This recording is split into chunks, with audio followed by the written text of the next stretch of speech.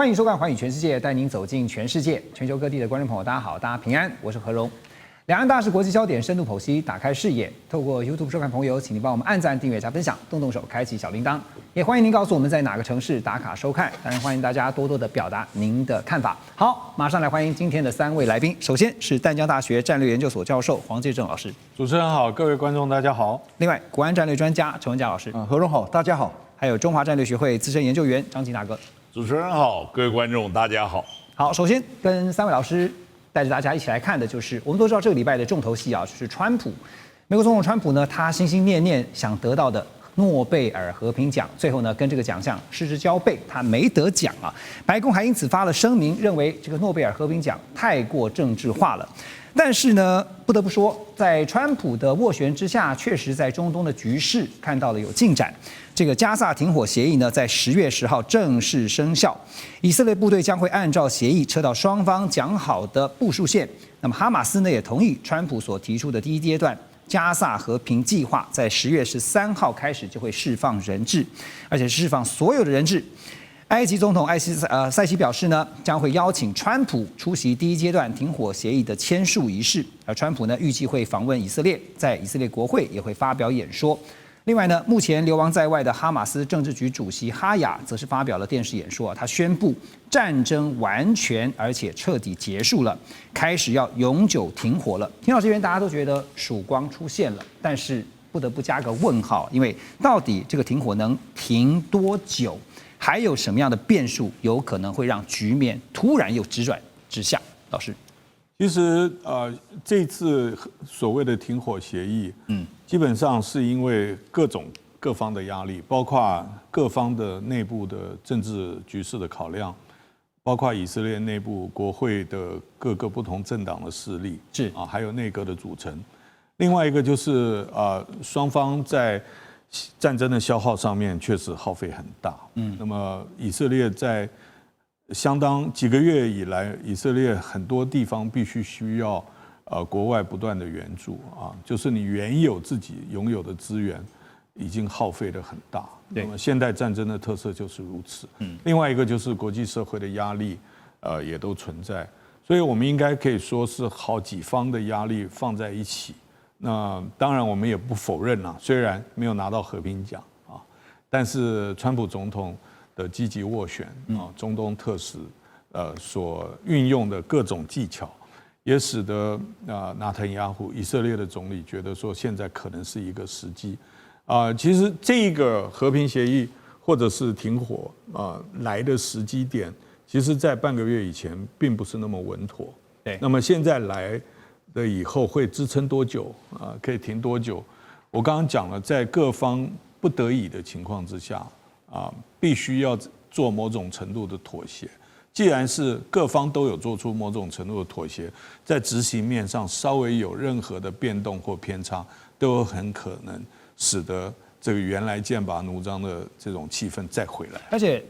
卡达被炸，真的算是最后一根稻草嘛，就是促成所有大家必须要回到这个谈判上，然后呢协调，我们就按照协议，照着川普的计划去走，是吗？对，因为这个目前为止也没有一个更能够使各方通通都觉得说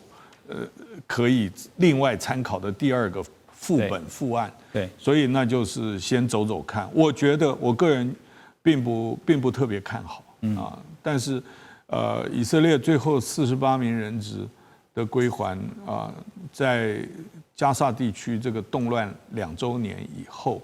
如果能够暂时缓一下，我觉得还是好事。现在有一个最大进展就是人质的释放哈。当然，现在刚刚特别请教的老师也分析说，在变数的部分呢，包括说以色列现在要求哈马斯要解除武装，这个目前还办不到啊。那哈马斯希望以色列的退出占领区，以色列说抱歉办不到哈。那所以呢，半岛电视台就分析说啊。他说，就占领的范围来看呢，以色列目前控制加萨地区总共365平方公里当中呢，有超过80%的区域现在是被以色列控制的哈。停火生效之后，以色列军方会在24小时之内撤出155平方公里的范围。但是呢，就算撤出了以后，它仍然掌控大约有210平方公里啊，相当于还是有58%的加萨土地。那么以色列军方发言人也表示呢，以军在每个交战地区都击败了哈马斯哈，这已经不是2年前的哈马斯了。现在以色列军队是势如破竹哈。那既然已经完全击败哈马斯，大家就想问，干嘛还要掌控将近60%的加萨土地，然后坚持我不退出这个占领的这个区域呢？文甲老师，您觉得？我觉得从一个国际战略角度来看呢，那我想也从这个以色列，它还要保留近60%的土地哦。那当然呢，就出于它的军事安全哦，然后还有一个这个能控制延续它的势力控制，然后还有谈判筹码的需求。那所以呢，我想这个再分述几个理由啊。第一个我想如果说现在哈马斯呢看起来是主力，它的主力部队是被受挫，而且是可能已经没有这个战力了嘛哈。但是呢，如果说它是要防范有些零星的一些游击的一个力量起来就像当初我觉得当初国民党不是把这个共产党不是去所谓的25000公里的一个所谓的长征嘛他们叫流窜嘛，那实际上他没有把它消灭掉，最后呢他还是做大起来嘛哈。我想从历史来看是这个一个情况，而且呢这保留它的控制区，当然可以作为一个情报点、反制基地跟它的战略防线。对于你控制别人的土地，那当然你就能够置于哈马斯而不受制于哈马斯嘛哈。这第一个部分。然后第二个我讲到一个谈判的筹码因为如果说在停火跟这个和平的这个架构之下，我觉得是不是真的会达成协议，那也难讲。但是他只要力量在那边，他就能够怎么样去控制，是最好的谈判，也是最好的筹码。这是第一个部分。那第三个呢，也要防止统治的真空虽然我已经把你这个拿下了，但是如果说没有部队、没有人什么军力在里头显得一件事很真空嘛。万一他又晚上，或者是说利用这个机会把他又跑回来了那最后一个是一个象征性跟他一个国内政治的压力因为毕竟这个一定是政府或是军方，他也不愿意完全放置他的这个控制空间因为刘权可以满足右翼的势力然后呢也能够去让他们很自然而然的去拿这个控制权来，最后得到一个最好谈判跟最好的交易。所以其实这样听起来就是说，如果你手上有筹码的话，你当然不愿意一次就全部就拿，不然你下次怎么跟别人谈呢？金哥，你乐观吗？就是说现在第一阶段的暂时先停火了，能不能彻底解决加萨的问题？还有就是特别提到了人质的问题，我先想请教您，觉得乐观吗？我觉得一点都不乐观，还会继续打。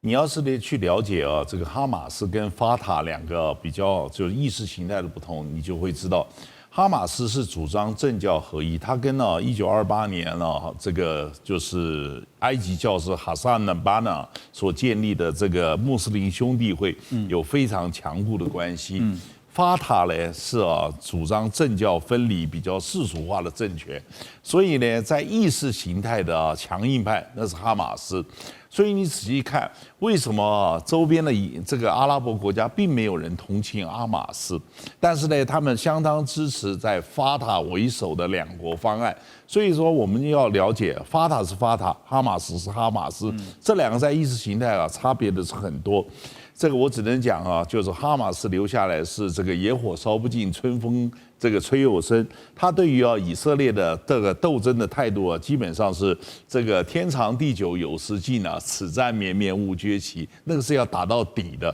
所以说，你除非把它真正的赶尽的杀绝，否则这种意识形态的东西这样留存那真的是残留。所以你可以看到，这个中国大陆这个北京从来没有对于哈马斯有过任何的友善的表示，就是对他充满了戒心。为什么？因为疆独这一系列的都是所谓的回教激进主义。刚刚有个问题，就是我突然想到，我曾经问过 Russ， 他在我们节目当中，我问他说：“那哈马斯他消灭殆尽得了吗？您觉得呢？”那不可能啦，因为你今天消灭了，你可以把人的生命给杀掉，但是他只要有存在的这个，就是说，宇宙永续不绝之生命，意识形态的传承。也就是说，你今天真正要有的话，你必须有所谓的这个，人家讲说，当年这个罗马人打到北非，你知道。这个叫做是完全迦太基是整个灭族，然后把那个城，然后这个填了盐巴，把城拆掉扔到海里，让它整个在那边去消灭掉。我仔细来讲讲看，我们中华民族成长的过程之中，我们确实也让很多的部族或者说是有自己身份认同的消失过，但是那是借助于同化。你要是真正要把人家这个坚壁清野全部的消灭，那个是真的很难做得到。真的办不到。对，那讲到人的部分因为现在我们刚刚讲说有一个大进展，就是人质的释放就是纳坦雅胡办公室也表示说，哈马斯现在仍然关押了48名以色列人质那其中他们特别去调查了一下呢，其中有20个人还活着，另外26个人已经过世还有2个人是生死未卜的。那么在哈马斯释放人质之后呢，以色列会同步的去释放250名终身被监禁的这个巴勒斯坦囚犯，还有呢就是1700名在加萨战争爆发以后被拘押的巴勒斯坦人。另外，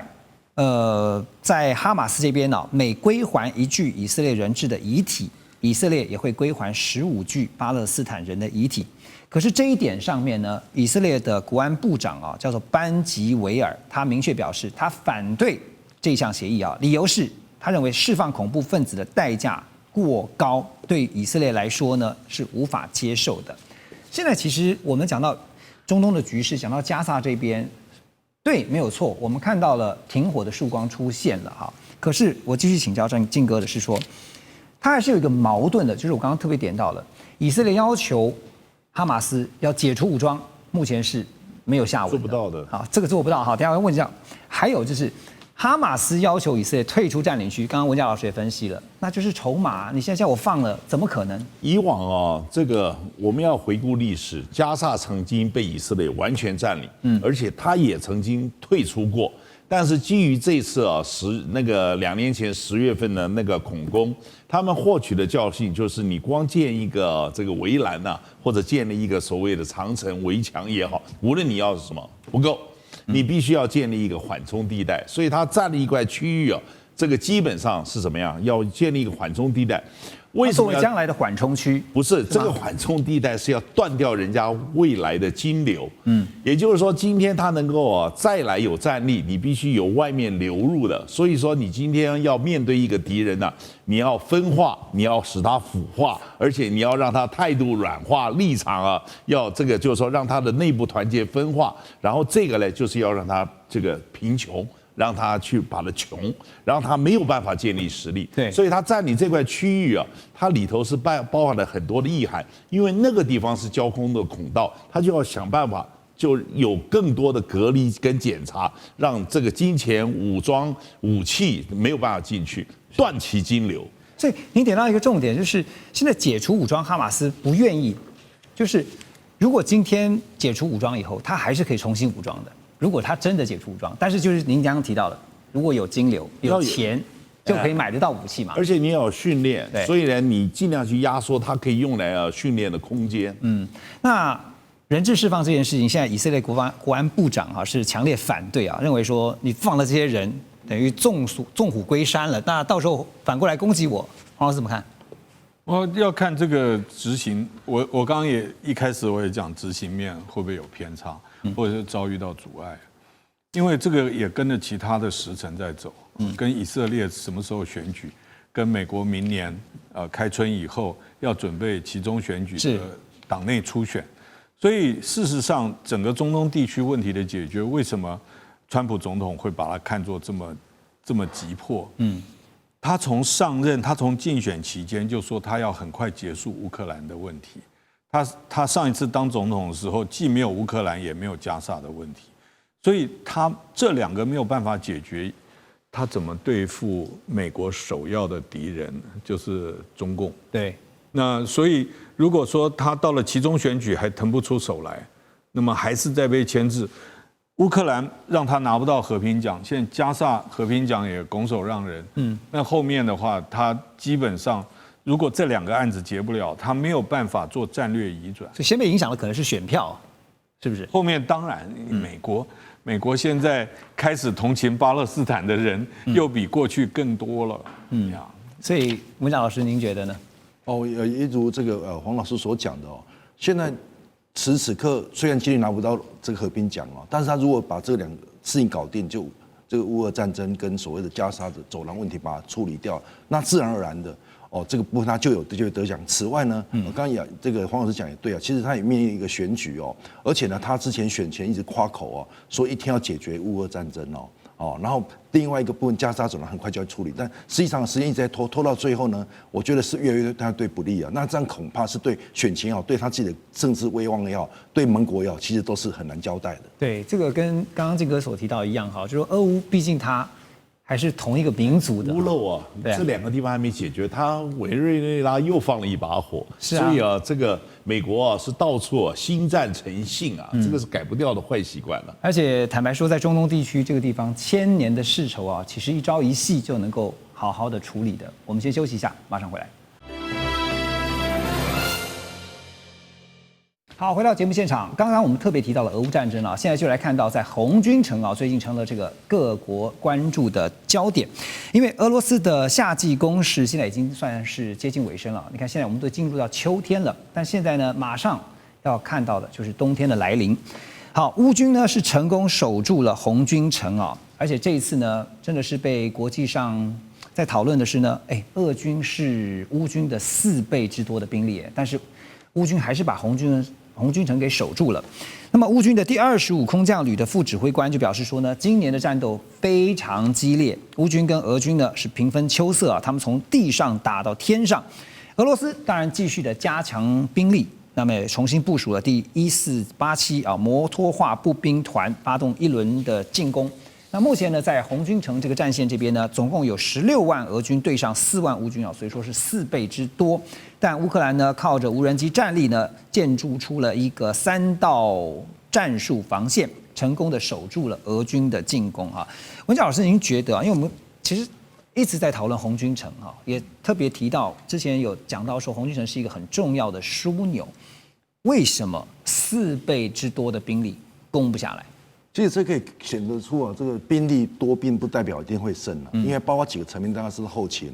还有情报，我们这样讲情报，还有精确火力跟他的这个防守的纵深哦，是一个决战的这个关键哦。是。那所谓的是我们讲这个补给跟这个后勤的脆弱，因为毕竟呢，这个打了这么久啊，你看这个乌克兰啊，有60万平方公里哦，跟台湾的16倍，你看这么大的地方。然后这兵力撒出去根本看不到人，所以我想说这个也是等于说哦，这个地方大也是这个乌克兰它的一个优势哦。那而且你看它远的话，它后级补给就比较脆弱哦，比较脆弱。第二个呢是因为乌军本身呢，它就是土生土长，它是和地形地貌跟地物，所以你有时候你要去像比如说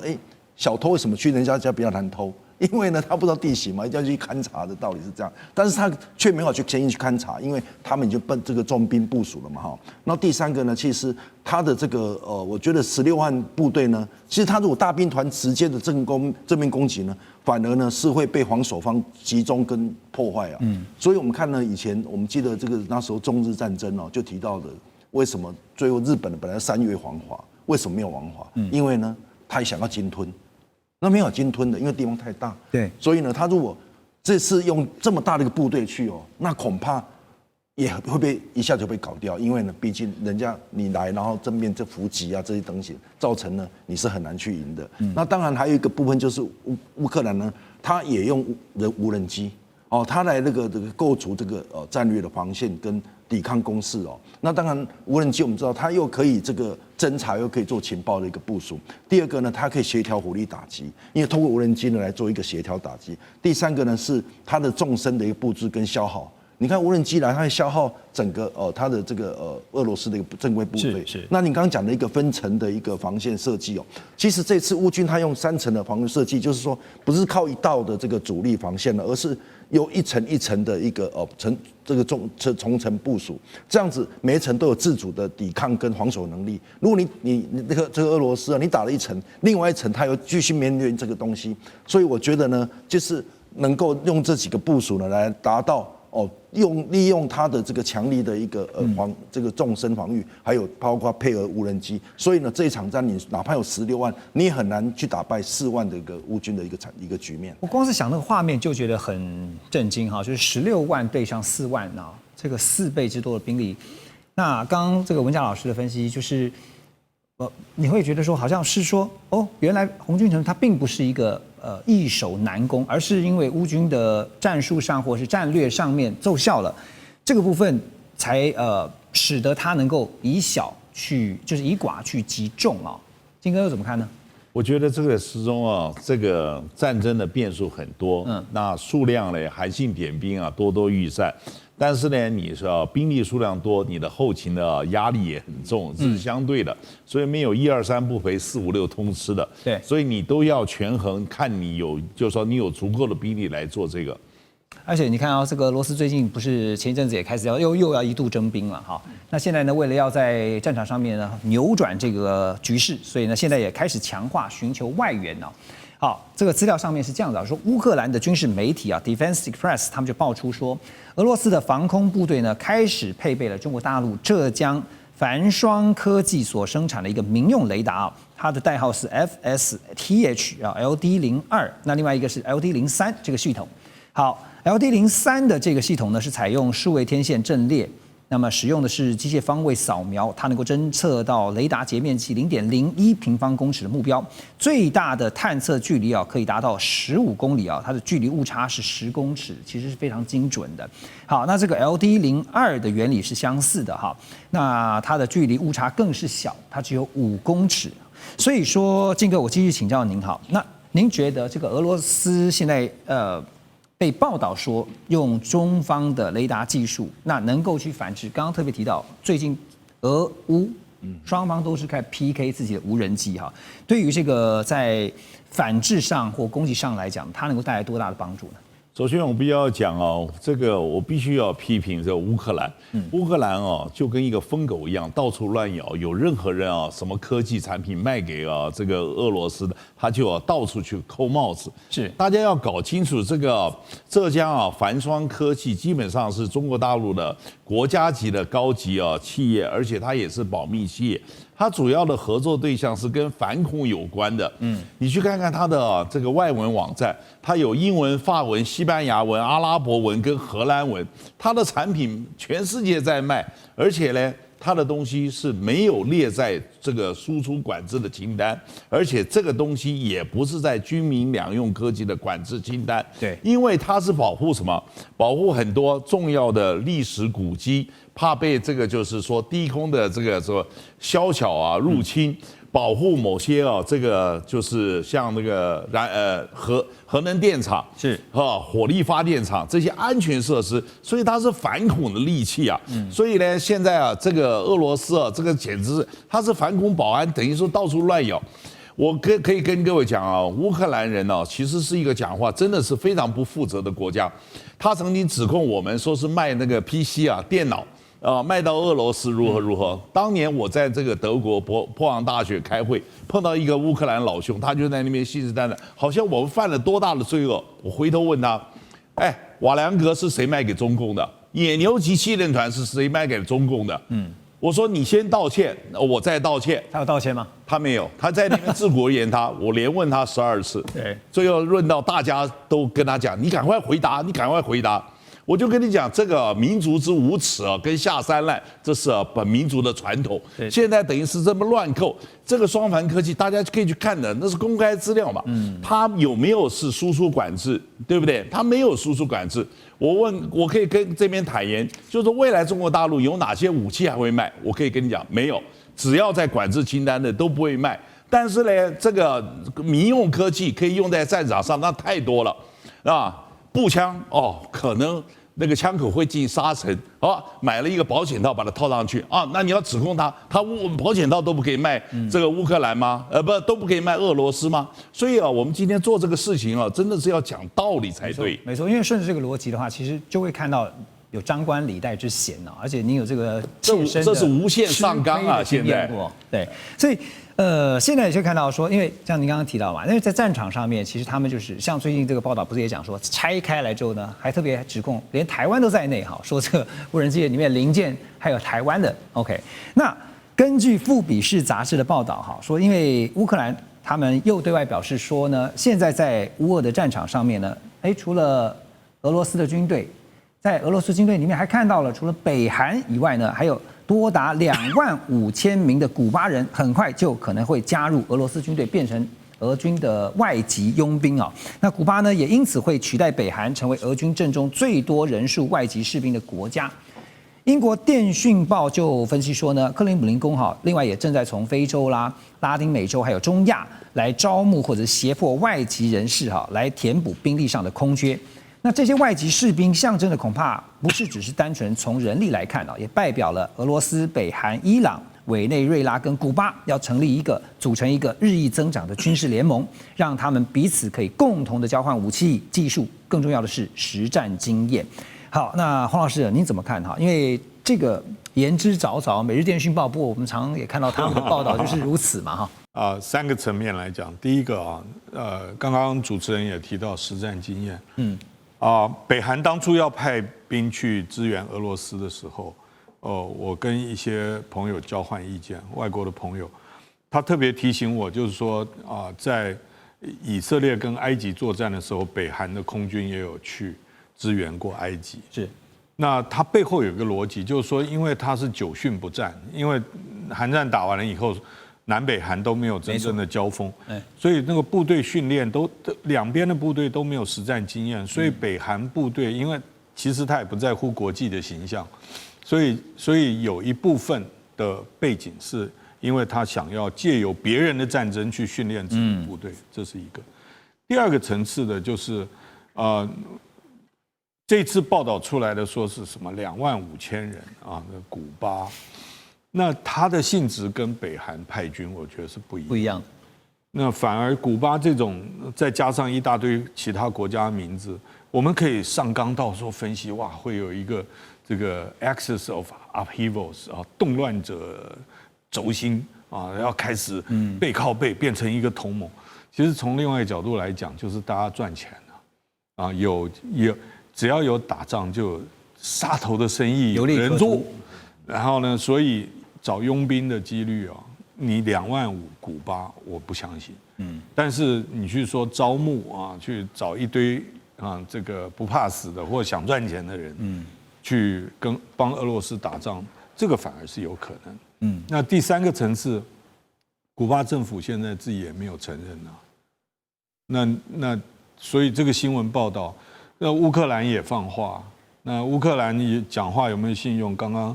我们张老师也说了，所以我觉得，反倒是如果以台湾的观众来讲的话，我觉得反倒是要看俄罗斯自己的躲避兵役跟逃兵的问题。乌克兰不也有一个国际军团吗？对不对？是啊，你知道大哥不要说二哥，都是差不多。只是看看别人，想想自己。我们休息一下，马上回来。好，回到节目，我们继续来关注的就是欧洲太空总署他们最近在10月6号这一天拍摄的 Sentinel-2 卫星影像，发现说呢，解放军海军的主力2栖登陆舰，包括071、075、076，同时出现在上海长江入海口这一带。那其中这个071型的登陆舰呢，它的排水量，这边资讯提供给大家。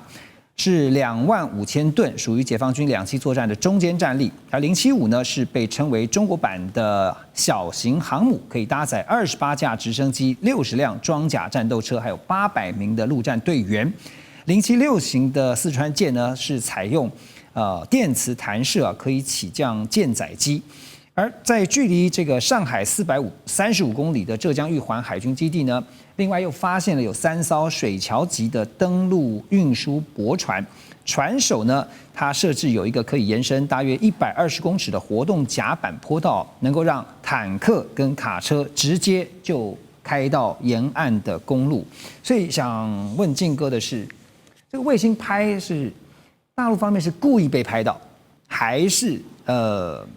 他不在乎被拍到，对，他不在乎被，但对他能躲到哪儿？潜到水里吗？他不行。这样的集结，您觉得您怎么看？是在做演训呢，还是要测试什么样项目？各位，这是正常的军事部署。我们必须要提醒，上海市随着经济繁荣发展，每一个人都在觊觎那个整个黄浦江边。黄浦江边waterfront 水际滩头是这个将来盖房子去炒房地产以及都市开发每个人都会流口水的。解放军原来所有的这个登陆舰艇停在哪里？停在复兴岛还停在虬江码头，虬江码头就在那边，然后旁边还有一个造船厂，现在一个被逼离在那边，所以他跑到浦东啊，在那边那个什么桥镇啊旁边，在那个地方重新盖一个基地，另外呢再跑到台州市南方的玉环县那个，就是大家讲的那个乐清湾，再盖另外一个基地，为什么呢？是第一，未来那个地方要建一个铁道。那同样还有一个铁道的快线在浦东那个机场旁边，也就是说，原来在虬江码头以及复兴岛那边将登陆部队战甲车运来可能还比较不方便。他现在重新建一个基地，然后呢还有铁道可以专门过。将来这个就是登陆部队从驻地直接到那边，比现在状况更好。而原来那个地释出去，哇，那个房地产那个价钱可高了。各位不要这个忘记，基地是被迫迁移因为说房地产的关系。对嘛？因为那个对不起，那个上海市委那个上海市工作委员会天天看着解放军，你今天占了这么好的码头，是眼中钉嘛？你不要讲别的，这个江南那个制造局还有中华船厂那些都被逼到那个长兴岛去了，对不对？都从黄浦江畔慢慢都离开。你去看看武汉市武昌船厂现在搬到哪里去了？所以我就跟你讲，随着都市发展。这些工业设施慢慢都要让步，军中的这个基地要漫步。我只是在看那个龙华码头什么时候大家可以我觉得这个上海市迟早有一天会把那个解放军从那个就黄浦江口那个龙华码头也要迟早攀移的。对呀，对，所以我就讲说这个是正常的军事部署，不要想太多。所以因为我们提到像是071、075、076他们都算是比较新型的这个解放军的主力战舰你怎么看他们的整体综合战力呢？我觉得大家应该要了解，这个所有之中有很多东西都还要去磨合的。最近这个喜欢炒的就是那个3个水桥旗那个驳船。那个上面批的是这个就是就是东海的工程的船舶，那它靠在那边呢，只是前段日子它在那个南天岛这个就是大沙村那个金沙海岸1号那个泊地那个叫苍鸟湾吧，是那个地方去这个试登过，试登完的时候拉回去的时候，靠的最近的一个基地就是在玉环对不对？所以就在乐清湾那边，然后靠泊，所以这些都是很自然的选择。你在那个地方试登完，然后拉回去，你总是要有个地方停嘛。但是问题是，那个只能做来支援做2栖后续梯队的行政登陆，但是对于2栖投射，那个其实这个东西还是没有办法。所以你现在想到，我们不要说是风就是雨，看到中国大陆这个有那个什么这个渡海的明珠这个驳船这些这个什么工程船征用。这是一天到晚做了20-30年的事情是只是我们这个叫做西方媒体最近突然一下非常热衷在报道。这可能是因为比较像我们听到的一句话“惊弓之鸟”我觉得这个草木皆兵风声鹤唳对不对？草木皆兵，风声鹤唳。但是我们台湾乡亲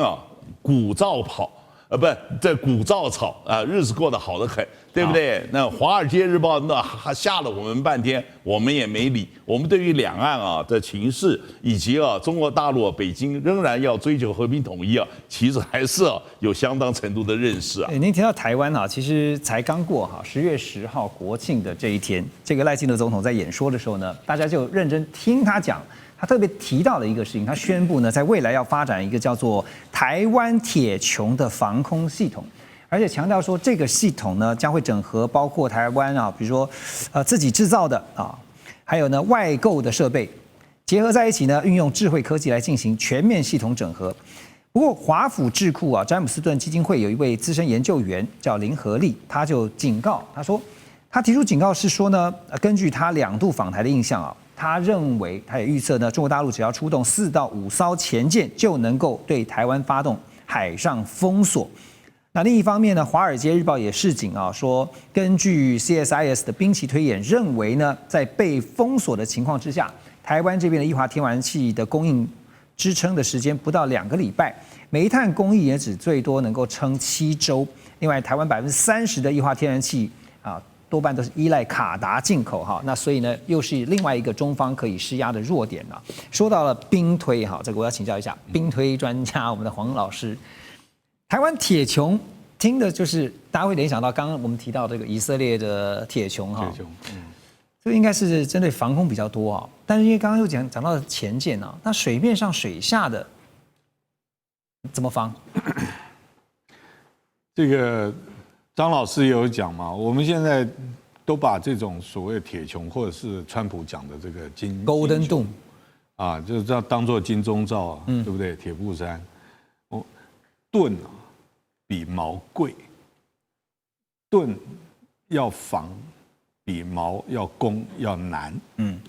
这两个因素加一起。今天我们不是专门在谈赖总统这个在国庆演说中间的突然讲的这一段，也不管说今年年底国防部要不要编特别预算。其实我觉得我们的国军应该现在还不知道那是什么东西啊。第二个就是你要把所有东西做整合，才有可能有那个洞，就是所谓穹的概念。这个包括人力、科技，除非我们跟美国有共同防御条约，我觉得太难。对，我画了一个超大粉红色的大饼，然后跟大家讲说这个颜色多美啊！这个是我就讲到这里。至于林和利哦，我跟他认识快35年了，他以前在远东经济评论就常写文章，我跟他开会也开很多次，最近10年都没见面。他讲的那些都是到台湾来有交流的30岁的年轻学者也都听到一样的资讯。那他为什么会说这个他有参加兵棋推演？假设他有参加兵推，而不是看兵推报告。他假设他有参与，4-5艘潜舰就可以封锁台湾的能源进口。其实不需要潜舰了。中国海警就可以，所以我就看不太下去，就是说后面我不知道如何评他的想法因为他用封锁这个字，封锁在国际法上面是战争行为，这是第一。第二，封锁4-5艘，封锁我听到第一件我去想的就你要封多久？封哪一块？封锁很难。全面封锁是嘴巴吓人，局部封锁都很难维持。所以这个时候再度丢出这样的一个观点是什么意思？我觉得就是大家现在是这个叫做显学啊，就每个人来台湾讲的东西都一样，只要跟台海有关，能源有危机，你要花什么钱？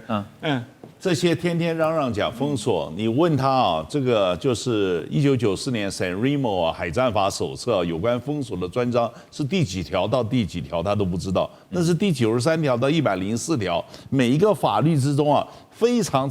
我要这个呼应啊，这个黄老师所讲的，那是一个很难的事情，而且呢，去讲这些话的人，没有一个人把那个法条好好看过，所以要先看法条，对，也没当过海军。是，所以你在讲了3次啊，很难哦，这个真的很难。不过这个面对这个解放军水下的战力，确实呢，大家也不敢掉以轻心啊。这个威胁呢，那么《华尔街日报》就报道说，如果真的中国大陆的潜舰出动，那么美国潜舰部队这个总共算了一下，大概拥有70艘左右的核潜舰其中60%。是全面部署在印太地区，而第25艘最新型的就是他们维吉尼亚级的核动力攻击潜舰，叫马赛诸塞号。那10月8号呢，也已经完成了首次的海试。华尔街日报就分析说呢，如果未来美中真的对垒的话，美军会利用潜舰试图的把中方的船舰封锁在台湾海峡，阻止大陆包围台湾。另外呢，还可以对大陆的陆地目标发射飞弹，而且封锁南部航道来切断中方的补给但是一个很实际的问题文江老师讲都这样讲，威吓也许有效啦，但是真的会发生实际冲突吗？这从2个层面来讲其实你说这个，我想这个张健大哥也清楚吧。其实你说要比数量，其实潜舰不是在比数量，它比什么？它的潜伏。对不对？续航、生存，还有补给，还有反潜的对抗跟情报掌握这几个面向那当然，现在美军呢，在这个印太战略部署的这个比例它60%嘛。那的确对中国呢是提供了这个一个战略优势跟一个威慑能力我觉得威慑是比较大的那此外呢，我觉得在一个评估看来呢，当然他如果在前沿部署，那自然它的威慑效果就会有嘛哈。那但是呢，如果说这个这样部署可以让美国呢怎么样更接近战场因为他设想说想定因为我们看他每次的想定都是讲说，如果一旦台海有事，他如何很快的从这个从第3、第2到第1岛链。那如果他很快的就把这个部署在横须贺港等等这些或是关岛，这样看起来呢，在整个一个如果部署的话，会让它更接近战场然后缩短它的反应时间跟它的它这个巡航的一个距离嘛那当然就会有利于封锁，跟你刚讲封锁，还有侦察以后它打击能力那当然了，这个它的潜舰的一个突防跟生存能力其实也是关键还有，但是别忘记了，就是说美国呢，其实它现在呢。很多部分，他把这个经费已经受到一点排挤因为当他发展经济的时候，其实杠杆嘛他对他的军力的发展确实不如中国，因为毕竟中国是反正国家政策嘛，政府会补贴嘛他原就考虑到这个中国战略需要，但是美国却不是如此尤其现在川普现在是要搞什么经贸搞什么这个产能等等些或是 IT 等等 AI 等等这些东西所以我看有这个消长的一些问题那当然啦，所以在这个美国的潜舰工业里面呢，我们知道讲一个后勤的一个补给那当然它有包括了维修包括它的这个轮换跟这个后勤资源。但是我看它现在这个工业其实不如这个中国，看起来是不如中国。现在虽然它有一定的优势但是呢，也不要忽略中国，它现在这个像这样子，不管是这个水上水面下的这个潜艇或是这个潜舰像下水饺似的下水饺似的。那这也是美国呢，它如何去新陈代谢或是有效的能够去替补，也是非常之重要。不然你只有靠这个遏制其实最后呢，就或许会变成纸老虎纸老虎没有办法真正的发挥它的战力跟它的威慑力。关键的问题就在于说，就算你部署了60%的最新型的潜舰在印太地区，可是你得先想的是动手之后的代价。其实不管是对美国如此，对中国大陆又何尝不是如此？我们休息一下，马上回来。好，回到现场来看，北韩在最近庆祝劳动党建党80周年10月10号晚上，特别注意是晚上举行了大阅兵那中俄方面呢，都派出他们的2号人物代表出席。中方是由总理李强代表，而俄方呢，则是由前总统梅德韦杰夫来代表。另外呢，也看到了越南共党中央总书记苏林，还有其他的各国政要也都出席。这次呢是16年来中国大陆首次有总理级的领导人访问北韩。上一次呢，北韩有这个越共总书记的来访也是很久以前了，18年前了。所以这次都出现了，这个意义非凡。那么韩联社就分析说，北韩阅兵最近几年多半都选在夜间登场，因为呢目的是要展示日益精进的弹道飞弹，还有军事硬体设备。好，先来看这次阅兵包括了中俄越3国，都算是睽违10几年之后，这个罕见的派出了高层参加怎么分析这场阅兵背后的政治信号？黄老师。当然啦，因为逢5逢10嘛，建党大日子，建党80周年当然是大日子。那逢5逢10，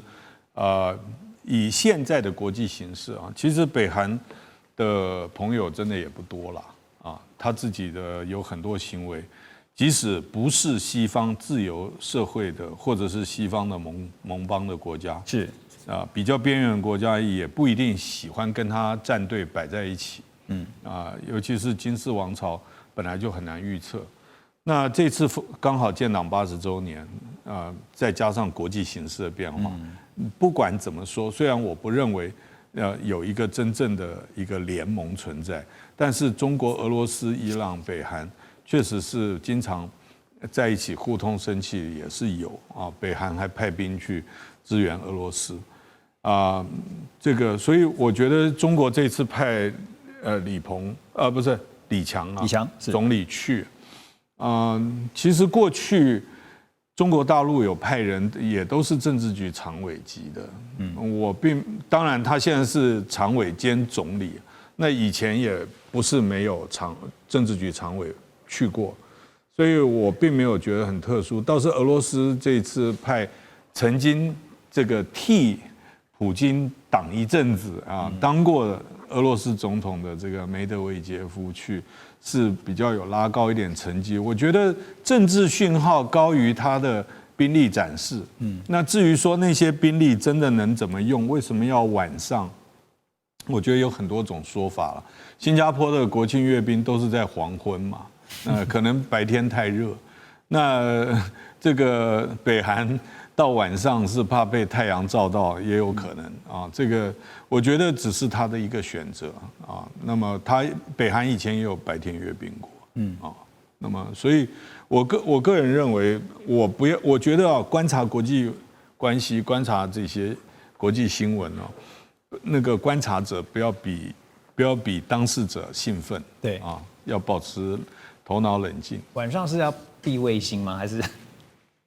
晚上其实也没有说真的避卫星，但是晚上确实应用灯光效果的话，做出一场很好的阅兵秀啊。白天就没有办法用那灯光的效果的变化。所以，我进一步请教您哈，因为这次看到在北韩的阅兵，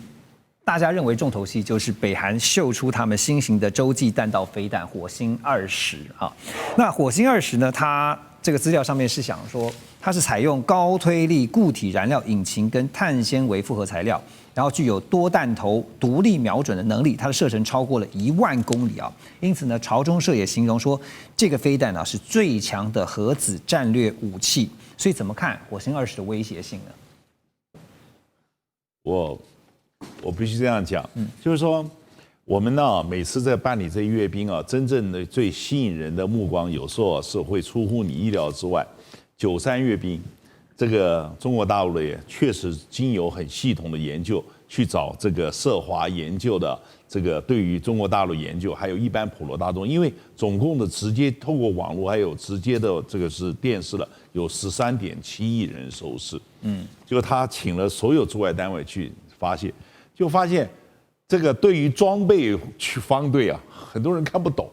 那个你要了解无人机要什么东西，你要有知识啊。但是对于那个踢正步之整齐啊，那真是全球叹为观止。那同样的，您今天问我火星20，你假如去问这个北韩阅兵什么东西，大家也是对他踢正步感觉整齐程度叹为观止。但火星20到底是什么？可能只有真正的专家可以在那样去看得出来。那这个东西展示是什么？它就是一个就是核武器，战略威慑嘛。对，但是很多人认为说是他是接受这个就是俄罗斯的技术，我觉得这是低估了北朝鲜自己本身呢，就是说自主研发的能力。我们其实看一看中国的朝鲜组织中人才辈出，有很多人事实上在数理还有艺术上面都有很这个就是说高超的表现，而且确实。人家在那边要励精图治这样子做出来，我觉得有很多东西不要说是动不动就扯了，认为说是莫斯科让渡什么东西给他。那在这个状况之下，我觉得判断这个事情他摆明的态度是很明显。第一，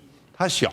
他的弹头数很少，他基本上来讲都只是去打击人家的，就是使其对方有不可承受之重。所以呢，我们之中它是反所谓的高价值的目标，它不会去反人家的核弹头，这是就是整个的核战略的原则是很清楚的。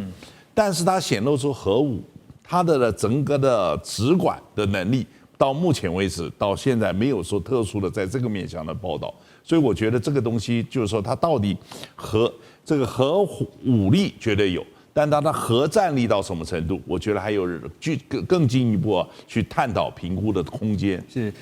即便就是说站在北韩的角度来思考，即便我的核战力没有想象中如外界想象，或者说这个事实中的强，可是起码它造成混乱或造成恐惧，就达成它的效果了。没有，它有一定的程度，只是问题是，就是说它有没有让人家觉得如芒刺在背？我觉得其实还没有到那个程度。而且您可以注意到，其实北京以前是非常的明确的、旗帜鲜明的反对它拥有核武器。最近突然这个议题一下消失了，对，所以我就觉得大家今天要去思索这个国际的情势，确实有在一些很微妙的变化。是，所以这次大家也特别关注到，就是说金正恩跟李强两人的会面啊。李强有表示说，中方愿与朝方呢加强高层交流和战略沟通，来维持两国传统的友好合作关系啊，是坚定不移的象征。那这个话听到南韩的耳中呢，就非常的紧张哈，因为最近也看到哈，美国国防部印太安全助理部长的被提名人，就是即将要通过这个提名的，叫做约翰卢。那10月8号呢，他出席参议院听证会的时候呢，特别提到，未来他上任之后会要求南韩不但是要协助来遏制北韩也应该要遏制中国大陆的威胁。他特别强调说，日本、澳洲跟南韩这些美国的盟国必须把目前的同盟关系转变为真正的责任共担型的同盟。可是呢，岂是你美国这样说，人家就要配合你啊？这个南韩的总统李在明已经表态，就是表示说不希望南韩卷入未来有可能的战事啊。黄老师，这个等一下请教您，要先请教一下文佳老师，就是我们现在看到说南韩也表态了。他说，如果未来美韩的合作，特别是在安全上的合作的话，希望能够掌控的是指挥权这件事情啊。当然不是南韩说了算就可以的哈。我要问的是说，万一台海冲突，现在大家也在看这件事情，是说中俄朝彼此靠近，中方会以北韩来牵制南韩这件事情，怎么看？是啊，的确呢，这个南韩跟北韩之间的关系是非常的复杂的。尤其南韩呢，有时候我们想说南韩跟日本一样，其实也不尽相同了，因为他们面对的压力虽然一样，但是会有一些轻重缓急哦。那你想，这次南韩呢，他会不会这个您刚讲会不会完全这个照单收了这个美国这个抗中的压力哦？我觉得他不至于哦，因为其实他长期以来奉行的就是一个经济跟中国合作。但是呢，这个安全要跟美国结盟但是实际上呢，这慢慢的，尤其受到这个中国会随时会跟北韩跟俄罗斯结合，他越来越怕。如果你一旦太过于这个去倾斜，或者是说跟中国为敌的话，那可能会陷于他地缘的不利，甚至经贸的不利，因为本来是他经贸之间也很。而且现在尤其还有一个川普逼着他选边站，对，选边站。对啊，那所以我想呢，这个南韩呢，他现在可能会选择有线的配合，比如说军演或是情报合作这样而已。然后呢，不是全面的去遏制它。然后呢，他会采取的是以对北为主，就是北韩为主。然后呢，对中谨慎这个态度。所以呢，你看这次李强去呢，他特别也要去笼络他嘛，因为他认为说，从韩国、日本到这个台湾到整个菲律宾，唯一的突破口呢就是南韩。所以他企图用这个部分来，你看李强特别去表示对北韩的一个北韩的重视，用北韩的力量来钳制南韩。这我想他的一个竞合部分那但是这个你像如果现在中国呢，他现在如果以用这个策略的话，那美国就要有一个比较要